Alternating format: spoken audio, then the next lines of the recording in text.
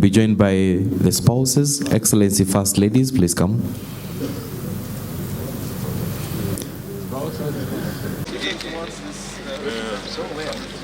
Yeah, we were really struggling. It's 5 grams and above. Yeah, this big. Yeah, ready for stocking. Yeah, we recommend to stock this here. Yeah.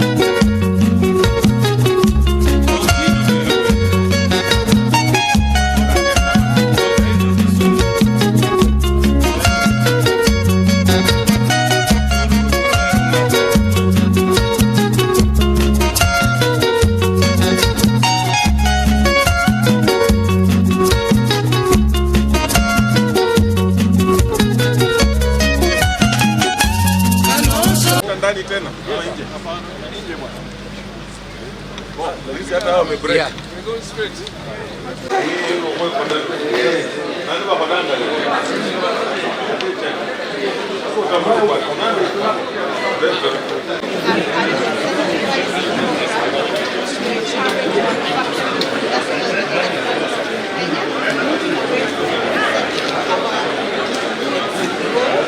Just to assist the farmers with the water.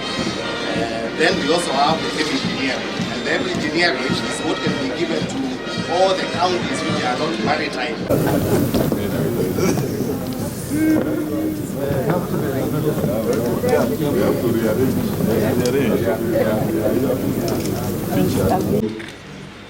To Alupe University. Dr. Virginia Kimani, kindly come and welcome our guests. We have also been able to ensure to come up with a product line on fiber boats.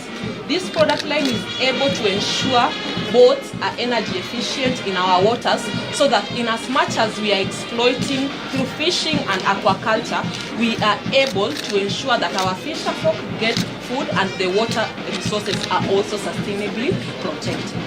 Yes. We held a sugar debate and explored in detail what ails the sector.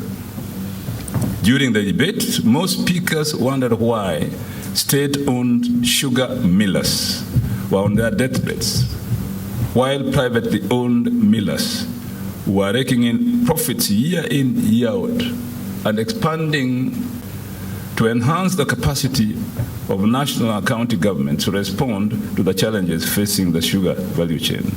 Let me remind you that Sugar Task Force report was co-chaired by the chairman of the Region Economic Bloc then, the Governor of Kakamega, my dear friend, the Governor of Kakamega then. Importantly, stakeholders had to review the report and align it to the bottom-up economic transformation agenda by putting the farmer at the center of the industry's transformation. I am glad to report that following the conference, a lot of ground has been covered. In October last year, the Cabinet approved the write-off of 117 billion shillings debts in public sector companies in the region. And I must thank our then chairman of the Lake Region Economic Bloc, Wycliffe Oparanya, who is now a minister in government, who co-authored that task force report, who has continued to pursue in government this issue. This month, the President signed into law the Sugar Bill 2022 that will address the challenges that have crippled this once vibrant sector that supported many livelihoods. Of course, the pace of action is slow, but at least we are making some progress. The Act will enable the establishment of the Sugar Board, the creation of the Kenya Sugar Research and Training Institute, and the implementation of the Sugar Development Levy in line with our recommendations. Ladies and gentlemen, at the 11th summit, we reviewed our health sector and agreed to establish a Center of Excellence in Healthcare Education and Training project in the Lake region. The project was to be implemented in a hub and spoke model with Kisii University in Kisii County to lead research in non-communicable diseases. Maseno University in Kisumu County would focus on malaria, HIV and AIDS, and sickle cell anemia, while Masinde Muliro University of Science Technology in Kakamega County was to spearhead research on mental health, substance abuse, infectious diseases, and community health.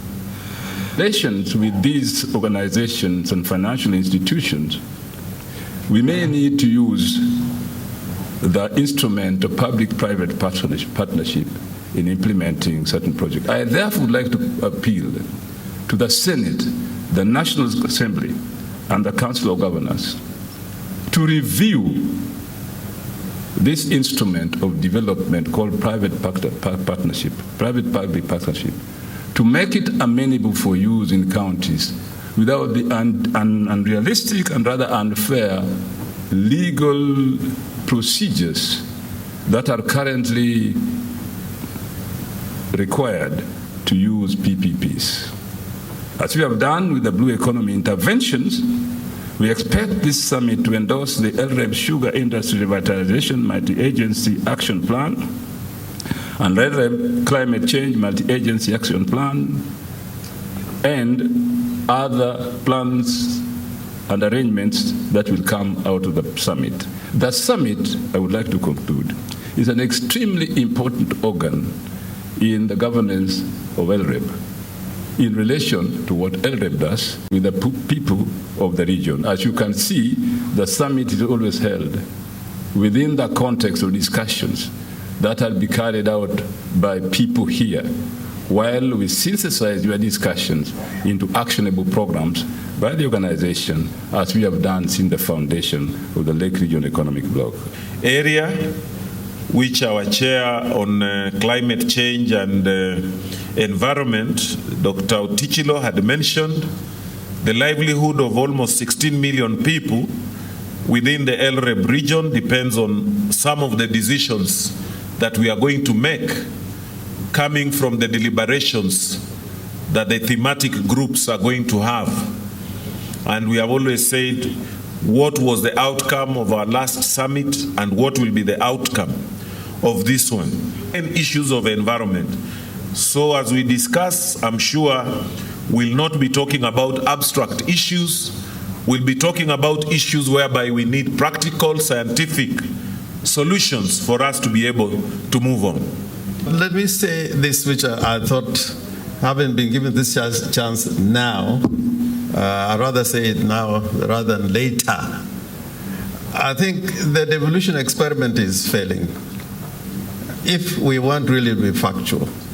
And my colleague from Kakamega, you are making statements after statements, trying to make sure that the counties get their rights under the constitutional arrangement. And you're proud for you making those constant demands. But I am saying the devolution experiment is failing, because if you look at the constitutional arrangement of why counties are there and what counties are supposed to do and the resources we get from the exchequer on a yearly basis, without a doubt, if we cannot resolve and determine the rightful share of counties on revenues collected at the national level, we may go back to the failed regional system that we had at the beginning of independence. From Bungoma, how much he gets in terms of development. You know, a lot of members of the public, when they hear that counties get money, they look at the global sum. Some counties, so to speak, like Bungoma is getting more than 11 billion. But if you look at the development component of 4 billion, and really analyze from what counties are supposed to do, even in the area of blue economy, we are put in a situation where we cannot deliver in terms of a constitutional mandate. And I think this is something that as the Lake Region Economic Bloc and the Council of Governors, we must continue to have that debate. And the recent crisis that we had in Parliament, where initially counties were supposed to get more than 4 billion, and it ended up being 387 billion out of a 3 trillion shilling budget. I think that's a paltry sum if you look at the constitutional responsibilities and mandate in agriculture, health sector, and roads. Just doing one good bridge, if you know the cost of just doing one bridge, it gets into hundreds of millions. So I don't want to be the carrier of bad news, but I think this debate and is a political question, a constitutional question. We must continue to fight for the counties. And then when the national government speaks, like when we're in Kisumu, they tend to pass the buck to the counties and say, oh, we have released the money to you, and you should not be complaining. Whereas that is not the factual basis. So as we move ahead as a nation, and particularly in this block, which has got a lot of potential, the blue economy, mineral resources, we got a host of resources in this region, but without a financial basis and a legal framework, it is going to be extremely difficult. The national government can do PPs, but if as a county, if you try to do public, partnerships, public-private partnerships, the legal framework to try and get through that process, as I tried once, is extremely difficult. It's the alternative. We had Afrexim Bank yesterday in Kisumu.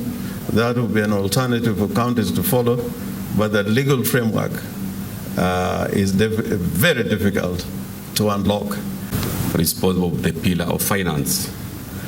One of our outputs in this summit will be how to mobilize resources to finance our climate resilience initiatives so that we can achieve our food security.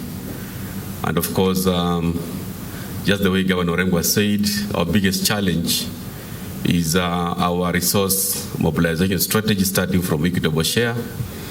But we have an opportunity as a region to reach out to more partners to support our programs. I think we'll be looking forward to engaging more development partners and colleagues so that we can finance our activities. Lastly, allow me also to say that as the Chair of Finance, we are looking at efficiency in the Office of the Controller of Budget. We'll continuously call out that office so that we eliminate the bureaucracies and inefficient that office to facilitate a release of funds. I know most of the counties haven't received their September equitable share and October, despite the fact that the money is CRF. We don't want at the end of the financial year to be called out for not spending the money, and yet the Office of the Control of Budget is the one that has problems. So I know my colleagues, we are all united to call upon the office to be efficient to facilitate financing programs in the entire 47 counties. Otherwise, I'm looking forward to very fruitful discussions as we also look at the gains that we have made from the last sugar conference we had in Kakamega. Thank you.